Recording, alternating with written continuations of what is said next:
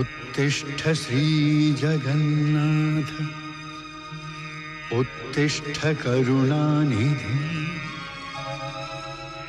उत्तिष्ठ सर्वलोकेश सुप्रभातम् अभूत विभो उत्तिष्ठ श्रीमनोनाथ ओंकार प्रणवात्मक उत्तिष्ठ कमलाकांत उत्कलोर्विभाकर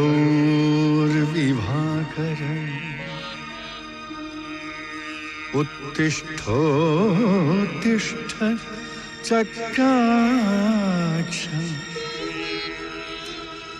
उत्तिष्ठ जगतां पते सृष्टिस्थितिलयाकार स्तोत्रपात्रदया बुधे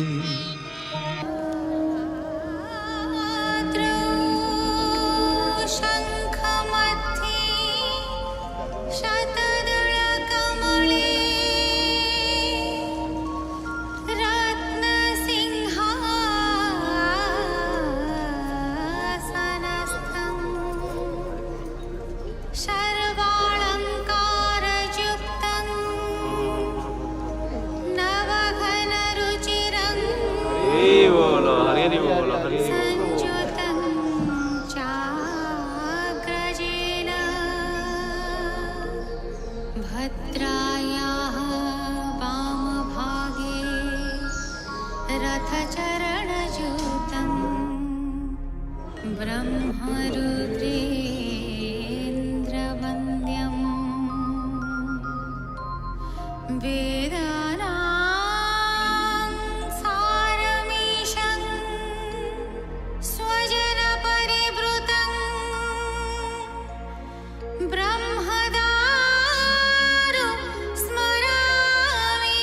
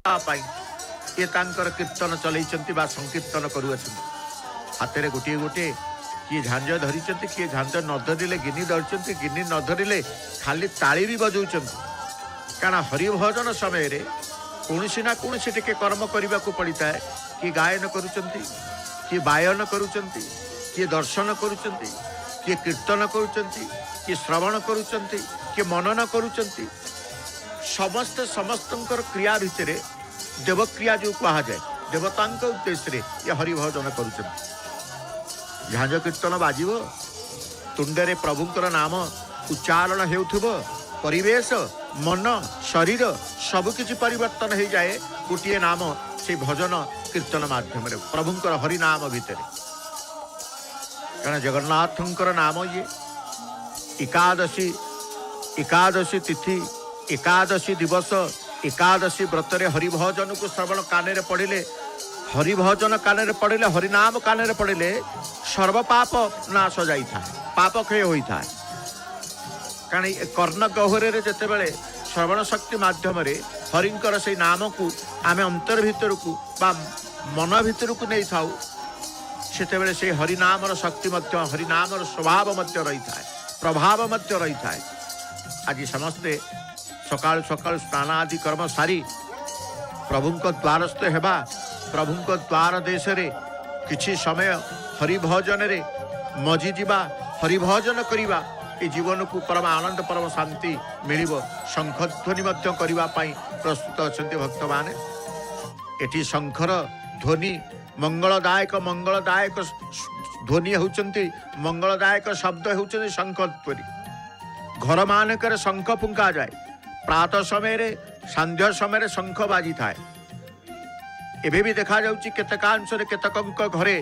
संध्या हो गले जिते संध्या आलती बा संध्या धूप घर ठाकुर को एरुंडी बंधरे तुलसी वृक्ष दि जाए से घरर मध्य भाग रे रही शंखध्वनि कि घरर ठाकुर घर रही शंखध्वनि कि घरर दांड द्वार रही शंखध्वनि करिवार ए दृश्य मत एबे भी रही शंखर ध्वनि श्रवण करिबा शंख फुंकीबा शंखध्वनि को चिंता करिबा श्रवण कले ही गोटे सकारात्मक भाव मन भितर तांकर सृष्टि होता है घंटवाद्य कहतु शंखवाद्य कहतु शंखनाद बोली कहा जाए ये कौन रही ना प्रभुंकर पनीपरिया आसी प्रभुंक घर बा प्रभुंक मंदिर को प्रभुंक घर को पनीपरिया आसी सकाळ हो गले देखु आज्ञा चाउल बस्ता का घर को आमे चाउल नौ किले नवा 2 किले नवा 5 किले नवा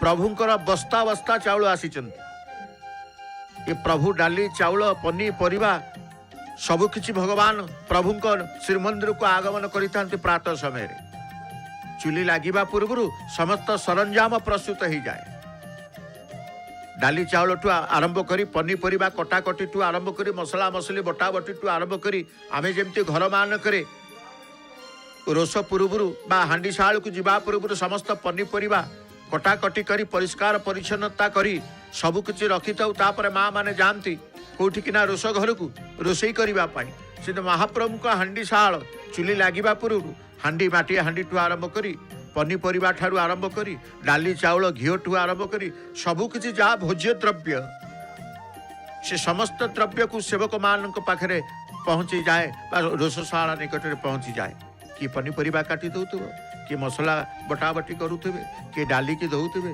किए चाउल को धोउथिबे किए माटी हांडी की धोउथिबे समस्त समस्तंकर सेवा भितर प्रभुंक उद्देश्य प्रभुंक पाई चलचंचल हो जाए जिते आउ गोटे दिन आसी जाए बा ब्राह्म मुहूर्त आसी जाए बा सूर्य उदय हो जाए सूर्य उदय परे परे समस्त नीति आरंभ होता है महाप्रभुंकर सूर्य उदय परे परे महाप्रभुंकर समस्त नीति आरंभ होता है कारण एमती देखिए विभिन्न जानी यात्रा पर्व पर्वाणी पड़ी थाए आमे गोटे दिन पालन करूँ प्रभु गोटे दिन पालन करेंगे कई प्रभु को पालन दिवस को ही निजे पालन करिता एमती व्यक्तित्व अच्छा एमती भक्त अच्छा जगन्नाथ जो दिन मंदिर में पालन करुँच दिन आम पालन करूँ धर अमावास्या पहला कि संक्रांति पइला कि एकादशी पइला कि कौन विशेष पूजा पार्वण दिवस पइला जानी यात्रा पड़िला आमे द्वंद्व पड़ी था कौ दिन पालन करूँ आज पालन करूँ कौन आज अधे पालन करुँच काली कौन कहते पालन करने को घरे प्रश्न उत्तर आरंभ हो जाए हाई शुणुच कौन तमें कौच आज कौन व्रत आउ जड़े कौन काली व्रत पड़िशा घर पूरा पर दिन काली की करेंगे कहते एमती द्वंद्व आम पड़ी था किंतु कई कई द्वंद्व पड़ी न था सिद्धांत निर्दिष्ट सिद्धांत नहीं जाती कौ सिद्धांत नियंती क्या नहीं ना जगन्नाथ को नहीं श्रीमंदिर रे जो दिन पालन करा आमे से दिन पालन करूँ किए कह दिवस को राही राति के नहीं किए कह राति अमावास लाभ कर तुम्हें पुणी विजय लाभ कर पराजयर अवसान घट तुम्हें ही विजय कर विजय लाभ कर पुनश्च प्रत्यावर्तन कर तुम पाई आमे लड़ू एभली ठाकुर अच्छा भक्त पाई जे रणक्षेत्र को जाती भक्त पाई जे बाली रथ को जाती भक्त पाई जे दुई हाथ प्रसारित करी श्रीफल भक्तर प्रदत्त श्रीफल को ग्रहण करती भक्तर पदाघात को जी सह्य करी जाती सी होती किए ना प्रभु जगन्नाथ माँ बाटमंगलांकर दर्शन आम करूँ जगतर जननी कृपामयी जो कृपामयी दर्शन माँ तांकर दैन दिन नीति संपादन पूजक मान तांकर करी सिंहासन उपरे विराजिता माँ बाटमंगलांकर बेश श्रृंगार करुअछंती तांकर पूजक माँ भाग वस्त्रटीए माँ पिंधि लुगाटीए पिंधि जमीती ओडियाणीटीए पिंधती कहीं ओडियाणी लुगा पिंधा एक स्वतंत्र रही था मुंडे ओढ़ना रही स्वतंत्र भाव में आमे ओडियाणी लुगा पिंधा तेणु माँ मध्य लक्ष्मी माँ कहतु बाटमंगला कहतु प्रत्येक शक्ति मंदिर रे ये लुगा पिंधार गोटे स्वतंत्रता रही है जो लुगा पिंधेवाई समस्ते देवदेवी लुगा पिंधे पारे कारण जो लुगा पिंधेवाई कौटी कुंच रौटी कानी रोटी ओढ़णी ये सब निर्दिष्ट भाव में रही है माँ बाटमंगला भक्त दर्शन करी फूलरे टिके सिंदूर नेले यात्रा शुभंकर रही है ये भावना रही एपटे भगवती नारायणी माँ बाटमंगला दर्शन करुचे घंटी अनेक घंटी झुलु थाए माँ जगमोहन भक्त माने गले घंटी टिके बजे दियंती घंटी टिके बजे के देवता को देवी की दर्शन करा जाए किंतु प्रभु जगन्नाथ पाखक आसिले घंटी बजेबे सीधा सड़क दर्शन करेंगे सीधा सड़क दर्शन कर जगन्नाथ को दर्शन करने जगन्नाथ जगमोहन घंटीर आवश्यकता न थाए एठी घंटर आवश्यकता न थाए एठी कहार माध्यम आवश्यकता न थाए कारण माध्यम कारण प्रभु परम ब्रह्म परमेश्वर को दर्शन करने भक्त भगवान कहले सीधा कौन से माध्यम प्रभु को दरकार ना ना घंटीर माध्यम दरकार ना घंटर माध्यम दरकार ना मंत्र स्तुतिर माध्यम दरकार ना कहार माध्यम दरकार परमेश्वर परम ब्रह्म दर्शन सीधा सड़क होता है तेणु जिते देवदेवी मंदिर को जी घंटीटे शिव को पाखक गले घंटीटे भगवती पाखक गले घंटीटे हनुमान पाखक गले घंटीटे समस्त देवालय मनिकरे समस्त देवता मंदिर रे घंटीटे रही था झुलू थाए से घंटी की बजे आम से देवता को जो मंदिर को जाइए से आराध्य देवता को आम दर्शन करूँ किंतु महाप्रभु जगन्नाथ पाखक आसिले जगमोहन घंटी ना सी भक्तर भगवान सी सीधा सड़क भक्त को दर्शन दे था भक्त कहते भक्त कौन से माध्यम आवश्यकता नहीं भक्त कौन से समय बार तिथि आवश्यकता नहीं भक्त कौन से बयसर आवश्यकता नहीं से सबकिछि भक्त सहज सरल भीष्म को भैमीरे करंती मुक्त चारिटी बड़ एकादशी किंतु ता मध्यरु पौष मास सफला एकादशी भक्त प्रवण एकादशी ये एकादशी टी अनन्य गोटे कथा आपण देखा जी ये एकादशी कथारे वास्तव रे ये जो सफला एकादशी मु खाली कहीदे आपण को पौष मास जो कृष्ण पक्ष ये सर्वसम्मत आज सफला स्मार्त सम्मत कहले श्रीमंदिर रे आ वैष्णव हेले आसंता काली तेणु एठी गोटे भल कथा आसे कौन कौन केड़े सुंदर फूल आमे आउ गोटे द्वार ना कौ द्वार को आसिले कौन खाली द्वार बुलुचे मनुष्यर कोटी वांछा ओ एले छुआंकर मजा सकाल सकाल ठंडा लगुथिव बेरीगेट भितर बाहरिकी सी गोटे डेइलाणी कौन मनुष्यर कोटी वांछा कभी सिद्ध नोए गोविंदेर जे इच्छा से सिद्ध है हरि बोल। हाँ संत चैतन्य महाप्रभु केड़े सुंदर भाव नदिया नवदीपुर आसिकी आमको बड़ा सुंदर सबू नाम कीर्तन मार्ग बतई दी जाइछंती। अर्थ मनीष जिते इच्छा कले ता जे सिद्ध हम तार किछि माने ना किंतु जहाँ गोविंदंकर इच्छा ताई हुए।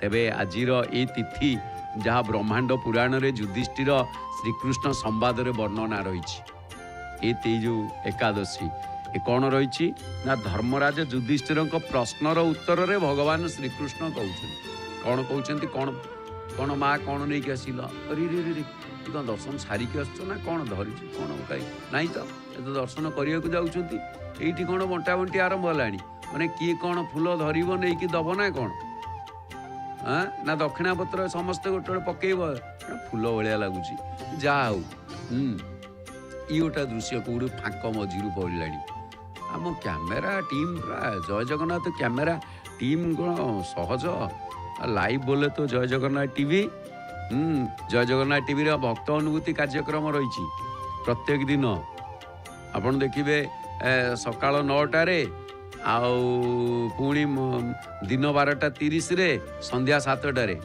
दर्शन शुण दर्शन करके आपण मैंने जीवे आसला बेलू अनुभूति कहीकि जीवे है। आ गोटे कथा कौन जी कई डाकिले भी अनुभूति कहवाई द्वंद्व पड़ेनि केवल जय जगन्नाथ टीवी यूनिफॉर्म पिंधि आम कैमेरा टीम को सिंह द्वारा भेटिए द्वंद्व पड़ेनि जो जय जगन्नाथ टीवी रे कहवाक चाहूँगी।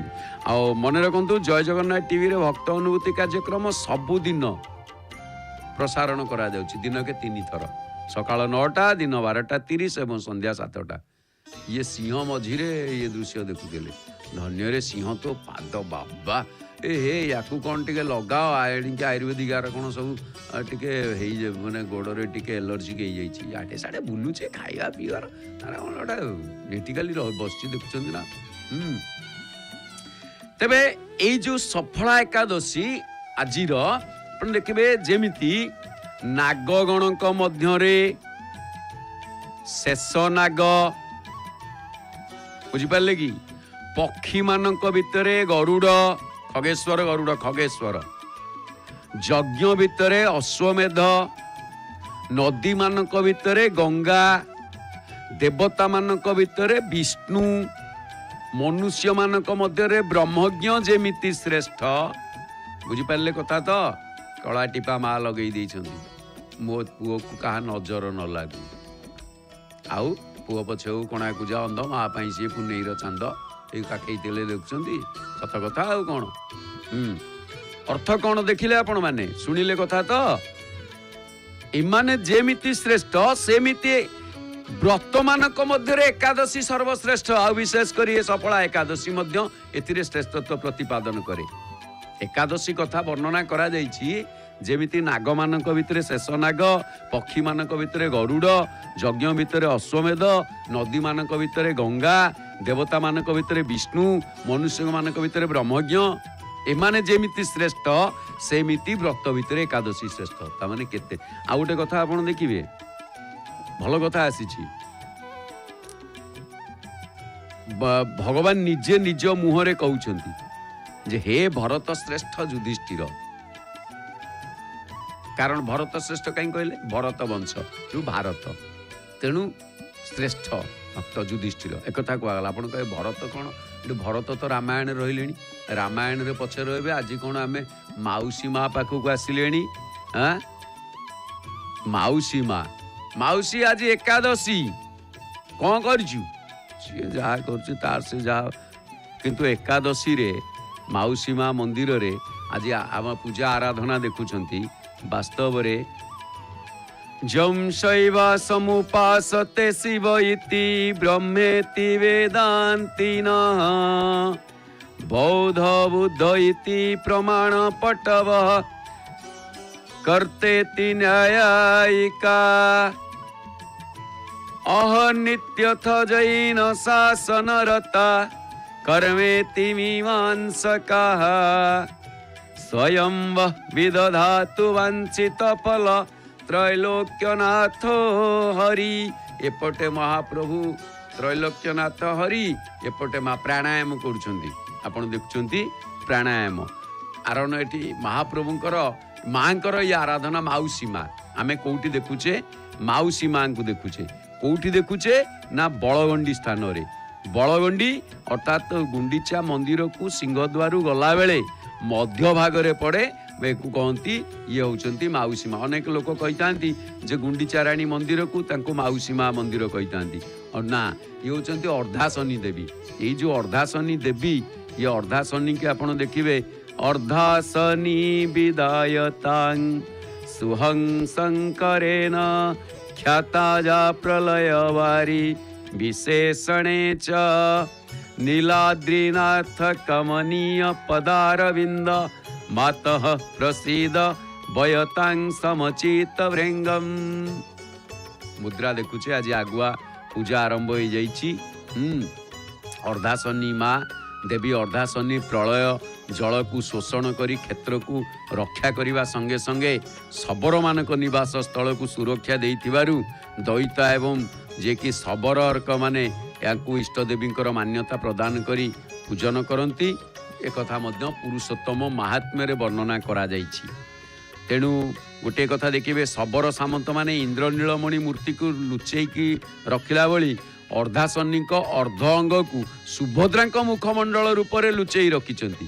ଆଉ ୟାକୁ ଗୁହ୍ୟ ଦେବୀ ଭାବରେ ପୂଜା କରାଯାଏ। ଯେମିତି ଗୁହ୍ୟାତି ଗୁହ୍ୟ ଗୁପ୍ତାତ୍ୱମ୍ ମାଙ୍କୁ ପୂଜା କରାଯାଏ। ମାଙ୍କର ପୂଜା ଆପଣ ଦେଖୁଛନ୍ତି ଆରାଧନା। ଯାହାକୁ ଯେଉଁ ଆରାଧନା ଆରାଧୟତି ରାଧା, ତେଣୁ ଏଠି ଗୋଟିଏ ରାଧା ଭାବର ସୃଷ୍ଟି ଆସୁଛି। କାରଣ କ'ଣ ନା ମାଙ୍କର ପୂଜା ଆରାଧନାରେ ଯେମିତି ଶ୍ରୀମନ୍ଦିରରେ ପ୍ରଭୁଙ୍କର ସେଥିପାଇଁ ଏକମାତ୍ର ପତାକା ଉଡ଼ିଥାଏ। ଆମେ ଏପଟେ ଘୋଡ଼ ଲାଗିଗଲେଣି ମହାପ୍ରଭୁ। ତେଣୁ ଗୋଟିଏ କଥା ଆପଣ ଦେଖିବେ, ମହାପ୍ରଭୁଙ୍କୁ ଯେମିତି ଅନ୍ୟ ସମସ୍ତ ଦେବଦେବୀମାନେ ଭଗବାନଙ୍କ ନୀତିକୁ ଅନୁସରଣ କରିଥାନ୍ତି। ତେଣୁ ଯେମିତି ଆପଣ ଦେଖିବେ ପ୍ରାଣଦଣ୍ଡ ଦେଲାବେଳେ ଆସାମୀକୁ କୁହାଯାଏ ଇଷ୍ଟ ଚିନ୍ତା କରିବାକୁ। କାରଣ ଏଠି ଇଷ୍ଟ କିଏ? ସିନା ଜଗନ୍ନାଥ ମହାପ୍ରଭୁ, କିନ୍ତୁ ତାଙ୍କ ମାଉସୀ ହିସାବରେ ଯିଏକି ଆମର ଏଠି ହେଉଛନ୍ତି ଅର୍ଦ୍ଧାଶନୀ ଦେବୀ, ଅର୍ଦ୍ଧଶୋଷଣୀ, ତାଙ୍କୁ ମାଉସୀ ମା ବୋଲି କୁହାଯାଏ। ଏପଟେ ଦେଖୁଛନ୍ତି ଆପଣମାନେ ଇଏ ଛୁଆକୁ ଦୁଇ ହାତ ଟେକି ଦେଉ, ଦୁଇ ହାତ ଟେକ୍। ଇଏ ତାଙ୍କର ଆଜି କ'ଣ ସିଂହଦ୍ୱାର ଭିଡ଼ ପ୍ରବଳ। ଆଉ ସିଂହଦ୍ୱାର ଜଗନ୍ନାଥ ମନ୍ଦିର ଭିଡ଼ ହେବନି ଆଉ କ'ଣ ଆମେ ଯାଉଛେ ଖାଲି ହେଇଯିବ ନା କ'ଣ? ସମସ୍ତେ ଭକ୍ତ। ତେଣୁ ଗୋଟିଏ କଥା ଆପଣ ଦେଖିବେ, ଭାଗବତରେ ଭଲ କଥା କୁହାଯାଇଛି। ଏ ଯେ ପୂଜା ଦେଖୁଛନ୍ତି ଧୂପ ଅର୍ପଣ କରାଯାଉଛି। ଧନାଢ୍ୟ ବୋଲି ଏ ଶୟଳେ ଜ୍ୟେଷ୍ଠ ଆଜ୍ଞା ପ୍ରତିପାଳେ। ସକାଳୁ ସକାଳୁ ଯିଏ ମାଙ୍କୁ ଦର୍ଶନ ନ କରିପାରିଛି, ଯିଏ ମହାପ୍ରଭୁଙ୍କୁ ଦର୍ଶନ କରି ନ ପାରୁଛି, ତା ଜୀବନ ନିରର୍ଥକ। କାରଣ ମହାପ୍ରଭୁ କହିଛନ୍ତି ଗୀତାରେ, ଶ୍ରୀମଦ ଭଗବତ ଗୀତାଙ୍କ ଶ୍ଲୋକରେ ମମୈବାଂଶ ଜୀବଲୋକେ ଜୀବଭୂତ ସନାତନ। ପୁଣି ଓଡ଼ିଆ ଭାଗବତରେ ସନ୍ଥ ଜଗନ୍ନାଥ ଦାସ କହିଲେ, ମୋହର କୃପା ବିନୁ ନର ନୁହଁ ଭବ ଜଳୁ ପାର। ମୋର କୃପା ନହେଲେ ଭବ ଜଳରୁ ପାରି ହେଇପାରିବନି। ତେଣୁ ସିଏ ଭବ ଜଳ ଯଦି ଅତ୍ୟଧିକ ହୁଏ, ମା ଏଠି ଅଛି ତାକୁ ସମ୍ଭାଳିବାକୁ। ଆମେ ଦେଖୁଛେ ଏଠି ଅର୍ପଣ। ତେଣୁ ଗୋଟିଏ କଥା ଆପଣ ଦେଖିବେ, ଯେତେବେଳେ ଆମେ ପୂଜା ଆରାଧନା ପୂଜା ଦେଖୁଛେ ମାଙ୍କର, ମାଉସୀ ମାଙ୍କର, ଅର୍ଦ୍ଧାଶନୀ ଦେବୀଙ୍କର, ଯେଉଁ ସବୁକେ ରହେ ଜ୍ଞାନ ଏକ ରସ ଈଶ୍ୱର ଜୀବଇ ଭେଦ କହଉ କସ। ଜପ ଯାହାଟିକି ଜପ କୋଟି ଗୁଣ ଲୟ ଧ୍ୟାନ। ଏଠି ଜପ କରିବାର ଅର୍ଥ ଧୀର ସ୍ଥିରରେ ନାମ ଜପ। ନାମ ପ୍ରଭାଉ ଜାନଗନ ରାଉ ପ୍ରଥମ ପୂଜ୍ୟସ ନାମ ପ୍ରଭାବ। ତେଣୁ ସେଥିପାଇଁ ଭଲ କଥା କହିଥିଲେ, ସବ କର ମତ ଖଗ ନାୟକ ଏହା କରିଅସି ରାମ ପଦ ପଙ୍କଜ ନେହା। ମାଙ୍କର ଚରଣ ସେବା ଏଠି ନିଜକୁ ଯାହାକି ସନ୍ଧ୍ୟା ବନ୍ଦନା ଯେଉଁ ସବୁ ପୂଜା କରୁଛନ୍ତି, ତାପରେ ଈଶ୍ୱରଙ୍କୁ ପାଖରେ ପାଇ, ମାଙ୍କୁ ପାଖରେ ପାଇ, ଇଷ୍ଟଙ୍କ ପାଖରେ ଥାଇ ଜୀବ ଅବିଦ୍ୟା ଯୋଗୁଁ ତାଙ୍କ ପୂଜା ଆରାଧନାରୁ ସେ ବିଚ୍ୟୁତ ରହିକିରି ଅବିଦ୍ୟା ଯୋଗୁଁ ବେଳେବେଳେ ଦୁଃଖ ଭୋଗିଥାଏ। ବର୍ତ୍ତମାନ ଆଳତୀ ସମୟ ଏପଟେ ପ୍ରସ୍ତୁତି ହେଇକି ରହିଛନ୍ତି। ଦେଖୁଛନ୍ତି କେଡ଼େ ସୁନ୍ଦର ଭାବରେ ଯେଉଁ ଆଳତୀ। କର୍ପୂର ଗୌରମ କରୁଣାବତାରମ୍ ସଂସାର ସାରମ୍ ଭୁଜଗେନ୍ଦ୍ରହାରମ୍ ସଦା ବସନ୍ତಂ ହୃଦୟାରବିନ୍ଦେ ଭବନ୍ ଭବାନୀ ସହିତಂ ନମାମି। ଆରାର୍ତିକ୍ୟಂ ସମର୍ପୟାମି ଶ୍ରୀମାଚରଣ କମଲେଭ୍ୟୋ ନମଃ। ମାଙ୍କୁ କର୍ପୂର ଆଳତୀ ବର୍ତ୍ତମାନ ଏପଟେ ପ୍ରସ୍ତୁତି ହେଇକି ରହିଛି କ'ଣ ନା ପଞ୍ଚଶିଖ ଆଳତୀ। ଇଏ ପଞ୍ଚଶିଖ କ'ଣ ସପ୍ତଶିଖ ଆଳତୀ।